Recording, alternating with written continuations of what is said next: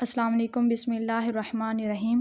محرم 14 عیسوی مطابق مارچ 235 سیدنا ابو عبیدہ رضی اللہ تعالیٰ عنہ اور سیدنا خالد سیف اللہ رضی اللہ تعالیٰ عنہ جنگ کو وسعت دینے کے لیے شمال کی طرف روانہ ہوئے۔ دمشق کے جنوب مغرب میں ایک وسیع مرغزار تھا جسے مرج الروم کہا جاتا تھا۔ دمشق پر سیدنا یزید رضی اللہ تعالیٰ عنہ بن سیدنا ابو سفیان رضی اللہ تعالیٰ عنہ کا قبضہ تھا۔ ان کو سیدنا عمر فاروق اعظم رضی اللہ تعالیٰ عنہ کی طرف سے حکم ملا کہ وہ اس کے ساحل کی طرف بڑھیں۔ ہرقل کو جب مسلمانوں کی اس نقل و حرکت کی اطلاع پہنچی تو وہ اس نتیجے پر پہنچا کہ مسلمان اب فلسطین اردن پر قبضہ کرنا چاہتے تھے۔ اس نے تیودرس نامی اپنے نئی سپہ سالار اور حمص میں موجود رومی لشکر کو حکم دیا کہ دمشق روانہ ہو جائیں۔ اس فوج کا قائد شنس نامی ایک رومی جنگجو تھا۔ مسلمان ملج الروم پہنچے تو وہاں تیودرس کو موجود پایا۔ اسی روز شنس بھی پہنچ گیا۔ دونوں لشکر آمنے سامنے کھڑے ہو گئے۔ تھیودرس چپکے سے کھسک گیا۔ اس کا منصوبہ یہ تھا کہ شنس مسلمانوں کو الجھائے رکھے اور میں دمشق میں مسلمانوں کے مختصر دستے پر حملہ کر دوں۔ سیدنا یزید بن اور سیدنا ابو سفیان رضی اللہ تعالیٰ عنہ نے جب تھیودرس کی فوج کو حملہ آورانہ انداز میں دیکھا تو مجبوراً جنگ شروع کرنا پڑی، مگر تھیودرس کی کئی گنا زیادہ فوج کے سامنے ان کے قدم اکھڑنے لگے۔ اچانک عراق کا ہر اول دستہ کو پہنچ گیا اور اچانک خالد سیف اللہ رضی اللہ تعالیٰ عنہ بھی پہنچ گئے۔ تھیودرس ان کے ہاتھوں قتل ہو گیا۔ رومی بے حساب مال غنیمت چھوڑ کر بھاگ نکلے۔ سیدنا خالد سیف اللہ رضی اللہ تعالیٰ عنہ کے اچانک پہنچنے کی وجہ یہ ہوئی کہ انہوں نے اپنی حربی بصیرت سے اندازہ لگا لیا تھا کہ تھیودرس نے چالاکی سے دمشق پہنچ کر مسلمان پر حملہ کر دیا ہے۔ سیدنا خالد سیف اللہ رضی اللہ تعالیٰ عنہ تھیودرس کو قتل کرنے اور اس کے لشکر کی پٹائی کرنے کے فوراً بعد اپنے محاذ پر پہنچ گئے۔ مارچ 235 مطابق 14 عیسوی میں معرکہ لڑا گیا۔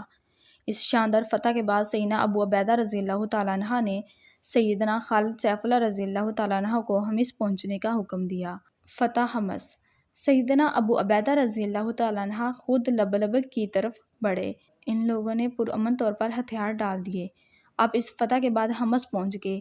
محاصرے کے چند روز بعد اہل حمص نے وعدہ کیا کہ 10,000 دینار اور 100 ضربفت کی کبائی دیں گے۔ معاہدہ تحریر ہونے کے بعد شہر کے دروازے کھول دیے گئے۔ اہل حمص یہ دیکھ کر حیران رہ گئے کہ مسلمان جو چیز لیتے ہیں اسی کی قیمت ادا کرتے ہیں۔ اہل کنسرین سے معاہدہ۔ اہل کنسرین نے جب حمص کا حال سنا تو انہوں نے بھی ایسی ہی شرائط پر صلح کر لی۔ ان مقامات کے انتظامی امور سے فارغ ہونے کے بعد سیدنا ابو عبیدہ رضی اللہ تعالیٰ عنہ نے اپنی فوج کو کئی حصوں میں تقسیم کر کے شمالی شام کی طرف فتح کے لیے روانہ کیا۔ مختلف مقامات پر کئی جھڑپیں ہوئی اور مسلمانوں کو بے حساب مال غنیمت ملا اور بے حساب قیدی حمص کے مقام پر جمع کیے، جنہوں نے زور فدیہ دے کر اور جزیہ کا وعدہ کر کے آزادی حاصل کی۔ ان جھڑپوں میں کئی مہینے لگ گئے، مگر سیدنا عمر فاروق اعظم رضی اللہ تعالیٰ عنہ کسی بہت بڑی فتح کی خوشخبری سننے کی متمنی تھے۔ انہوں نے سیدنا ابو عبیدہ رضی اللہ تعالیٰ عنہ کو مزید پیش قدمی کے لیے خط لکھا۔ ہما شیزر، افامیہ، مرت حمص کی فتوحات۔ وسط رمضان 14 عیسوی میں اسلامی لشکر ہما کی طرف بڑھا۔ ان لوگوں نے بخوشی شہر مسلمانوں کے حوالے کر دیا۔ اسی طرح شیزر، افامیہ، مرت اور حمص بھی فتح کر لیے گئے۔ دوبارہ حمص۔ شیزر کے مقام پر سیدنا ابو عبیدہ رضی اللہ تعالیٰ عنہ کو جاسوسوں نے بتایا کہ رومیوں کی تازہ دم فوجیں کنسرین اور حمص کی طرف بڑھ رہی ہیں۔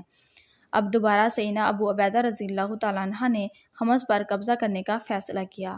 بالآخر قرافال سیدنا خالد سیف اللہ رضی اللہ تعالیٰ عنہ کے نام پڑا۔ آپ حمص پہنچے تو معلوم ہوا کہ یہاں بے حسابی رومی لشکر پہنچ کر قلعہ بند ہو چکا ہے۔ سیدنا ابو عبیدہ رضی اللہ تعالیٰ عنہ بھی پہنچ گئے۔ مسلمانوں کی فوج کی تعداد 15,000 تھی اور رومیوں کی 8,000، مگر وہ قلعہ بند تھے۔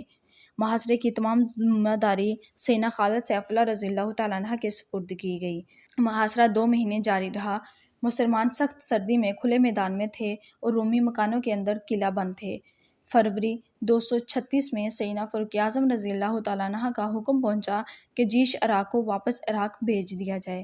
اس کی وجہ یہ تھی کہ سیدنا سعد بن ابی وقاص رضی اللہ تعالیٰ عنہ کے مقابلے کے لیے مشہور ایرانی جنرل رستم اپنی فوجوں کو جمع کر رہا تھا۔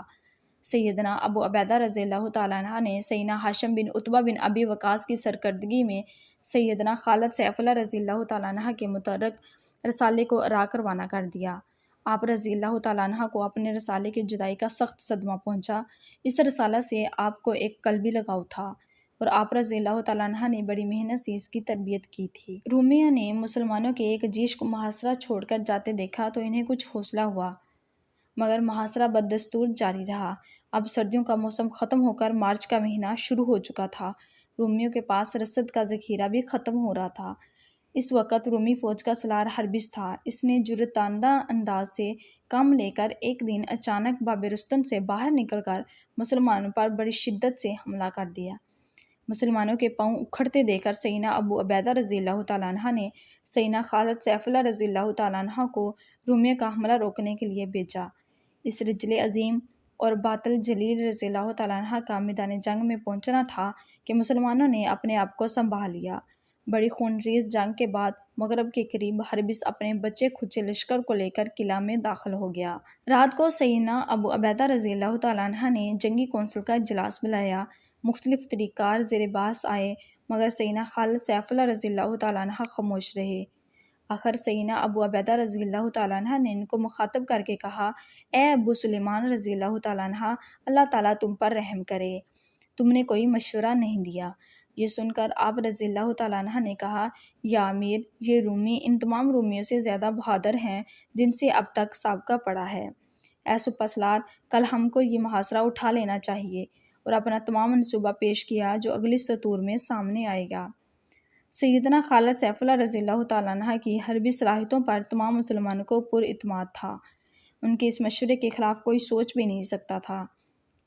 دوسرے روز مسلمان محاصرہ اٹھا کر چل نکلے۔ ہربس نے 5000 چیدہ بہادروں کے جیش سے مسلمانوں کا تعاقب کیا۔ سیدنا خالد سیف اللہ رضی اللہ تعالیٰ عنہ کی امید بھر آئی۔ انہوں نے پلٹ کر رومیوں کو تلوار کی دباؤ پر رکھ دیا۔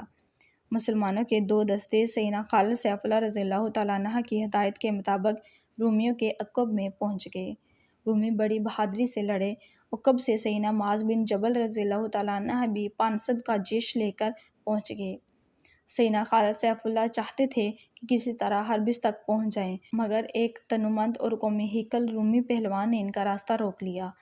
آپ رضی اللہ تعالیٰ عنہ نے تلوار سے اس پر حملہ کیا، مگر تلوار ٹوٹ گئی۔ بیشتر اس کے کہ رومی آپ پر حملہ کرتا، آپ رضی اللہ تعالیٰ عنہ اس سے لپٹ گئے اور اس دیو ہیکل رومی کو اس طرح بھینچا کہ اس کی پسلیاں ٹوٹ گئی اور وہ بے دم ہو کر مر گیا۔ آپ نے اپنی گرفت ڈھیلی کی تو وہ زمین پر گر گیا۔ سیدنا خالد سیف اللہ رضی اللہ تعالیٰ عنہ نے اس کی تلوار لے کر میدان میں گونجنا شروع کر دیا۔ بے حساب رومی قتل ہوئے، صرف 100 جان بچا کر بھاگ سکے۔ مسلمان 235 شہید ہوئے۔ دوبارہ جب مسلمانوں نے واپس پہنچ کر حمص کا محاصرہ کیا تو رومی گھبرا اٹھے۔ انہوں نے مشروط طور پر ہتھیار ڈال دیے۔ اس کے بعد مسلمانوں نے ہر اس رومی لشکر کو شکست دی جو ہرقل نے ان کے مقابلے کے لیے بھیجا۔ ان شکستوں سے متاثر ہو کر ہرقل نے اب ازسر اپنی فوج کی تنظیم کی، اور اگر مسلمان احتیاط سے کام نہ لیتے تو انہیں واپس صحرائے عرب میں دھکیل دیا جاتا۔